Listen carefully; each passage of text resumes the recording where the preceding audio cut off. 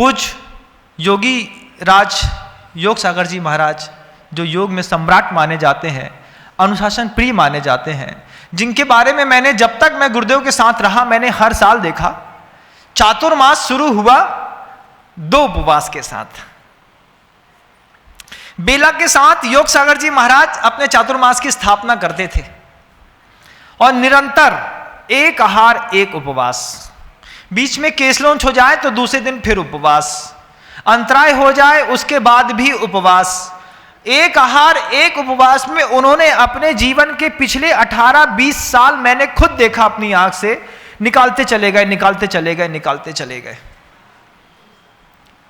अंतिम दिन जब चातुर्मास का निष्ठापन करना हुआ, उस समय फिर 2 उपवास के साथ चातुर्मास का निष्ठापन। क्या साधना थी! 120 दिन का चातुर्मास में उनको मात्र 40 दिन आहार करने का मन होता, बाकी पूरा टाइम उनका उपवास में निकल जाता। जिसको उपवास की ऐसी साधना की लत लगी हो, जो ऐसी साधना में प्रवीण हो, जब उनके जीवन में शरीर में कर्मोदय वसात थायराइड हो गया और थायराइड होने के बाद ऐसी स्थिति बन गई बंधुओं, एक भी उपवास साल में नहीं कर पाए। सिर्फ जितने आवश्यक उपवास थे, केशलोन संबंधी 6 उपवास हो गए, निष्ठापन के हो गए, स्थापना के हो गए, जो आवश्यक है, प्राश्चित के हो गए, 6, 2, 8, 1, 9 उपवास के अलावा पिछले 3 सालों में वो अतिरिक्त उपवास नहीं कर पाए।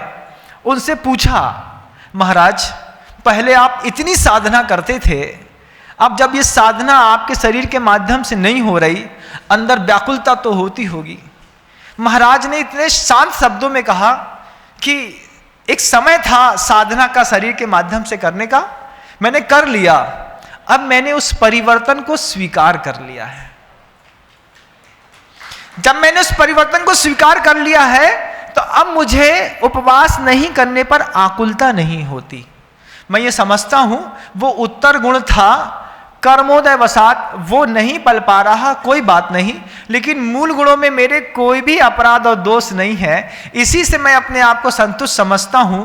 65 साल की उम्र में उन्होंने भी परिवर्तन स्वीकार कर लिया। बंधु योग सागर जी महाराज जी कभी गुरुदेव को छोड़ना नहीं चाहते थे। आज भी एक इशारा मिल जाए, मुस्कुराहट भरा, हाँ बुलाया है, आहार तो बाद में होगा, बिहार पहले हो जाएगा उनका, वो निकल जाएंगे वहां से। क्यों? गुरुदेव का संकेत आया है, अब मैं 5 मिनट भी रुक नहीं सकता।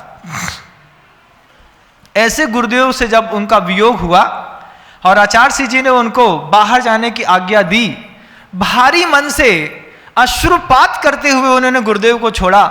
बोला, महाराज क्या हो रहा है, कैसा लग रहा है? बोला, कुछ नहीं, आज्ञा के आगे परिवर्तन स्वीकार है। इस परिवर्तन को स्वीकार करने की कला आपको भी सीखनी पड़ेगी। जब ये परिवर्तन को स्वीकार करने की आप कला सीख लेंगे, आप आसमान हो जाएंगे।